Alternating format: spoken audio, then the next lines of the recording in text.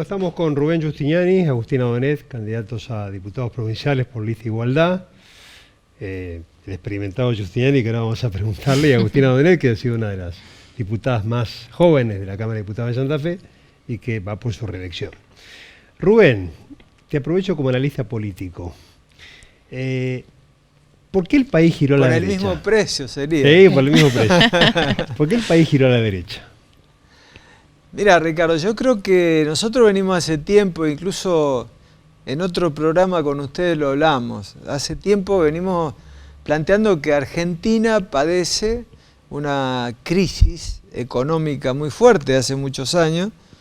La inflación es el drama mayor, imposible planificar la economía, imposible para mucha gente llegar a fin de mes, tener tasa de inflación de más del 100%, cuando ni Brasil, ni Chile, ni Uruguay, ni Bolivia, ni Paraguay la tienen un dígito anual. Nosotros tenemos 7-8% mensual y en alimentos mucho más.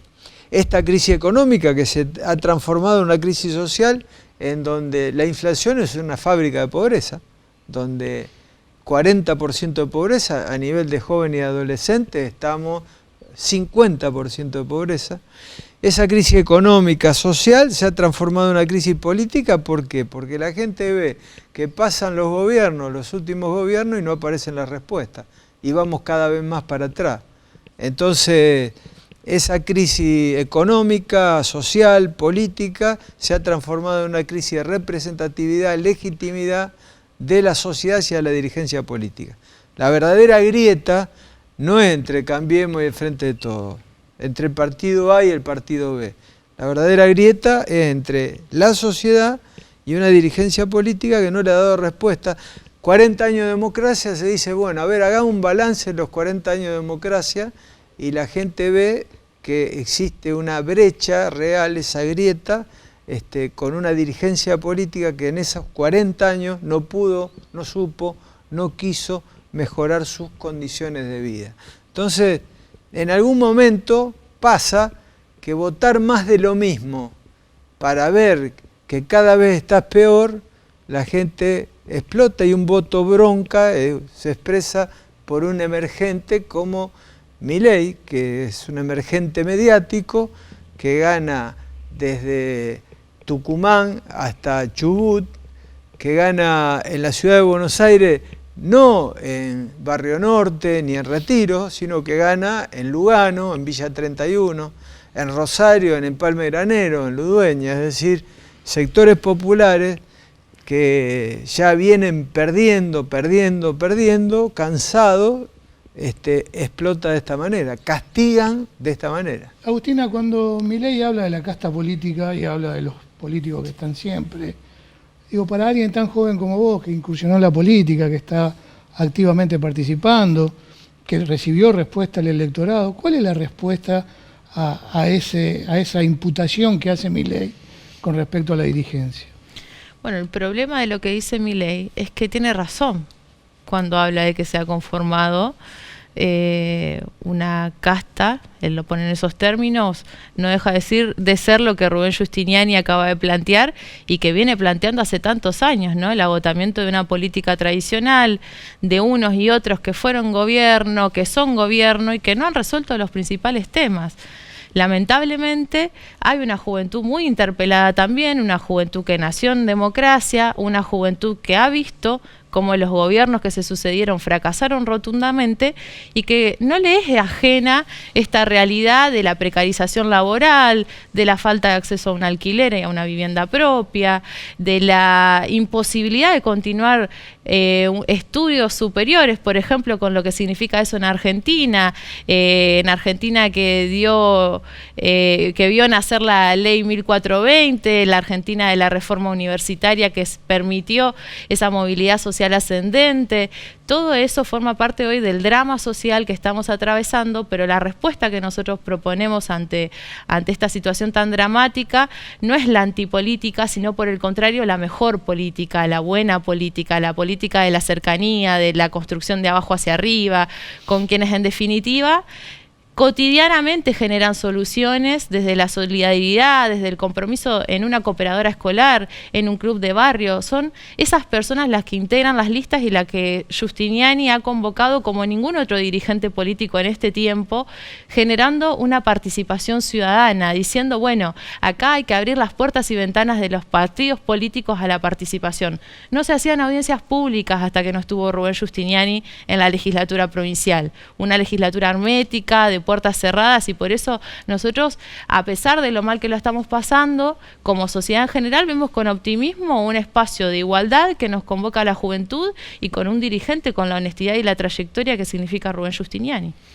Una pregunta para los dos, porque de los últimos 20 años gobernó el kirchnerismo, que se vendió, pongámoslo entre comillas, como un gobierno progresista. Ustedes vienen del centro izquierda progresista. Sí. ¿Creen que es un falso progresismo del kirchnerismo o que fracasaron sus políticas? Fracasaron sus políticas, es evidente, ¿no? Porque está a la vista por cómo está el país.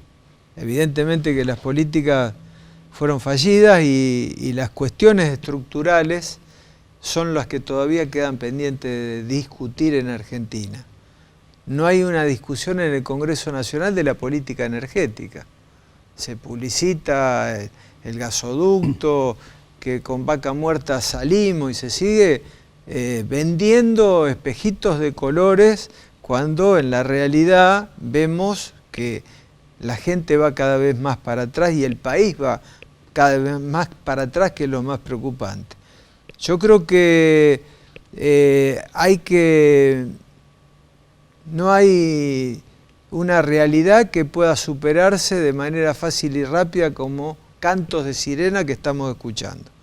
Acá no hay una fórmula mágica para matar la inflación, no hay una fórmula mágica para generar trabajo. Es apostar a lo que muchas veces se hizo en Argentina cuando las cosas funcionaron bien, la pequeña y mediana empresa de la ciudad y del campo que genera el 74% de la mano de obra. Un Estado presente a quien realmente lo necesita. El pequeño y mediano productor que está golpeado por la sequía, prácticamente con 2 cosechas perdidas, y que necesita ahí un Estado que lo asista en este momento. Entonces, no es discutir el blanco-negro que nos llevaban en esa grieta falsa. Es discutir los problemas estructurales de un país con un proyecto de nación hacia adelante donde tenemos que convocar a las distintas fuerzas. Fíjate vos que está planteado de una manera una falsa disquisición ideológica en donde este voto a Milei, que expresa así una política claramente en su programática de derecha, como se puede expresar, no es distinto al fenómeno que pasó en Brasil con Bolsonaro, con Trump, pero no se puede poner en esa categoría los 7,5 millones de argentinos que los votaron. No es un voto ideológico de esos 7 millones de argentinos. Entonces el problema es más profundo y el problema se trata y se debe abordar desde los partidos políticos, como decía Agustina, abriendo puertas y ventanas. Basta de rosca política, como la vemos en el Congreso Nacional, con la ley de alquileres, donde el resultado suma 0. Ni inquilinos ni propietarios terminan conforme con una respuesta a un tema acuciante.